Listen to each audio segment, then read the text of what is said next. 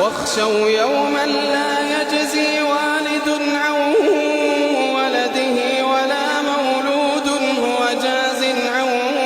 والده شيئا إن وعد الله حق فلا تغرنكم الحياة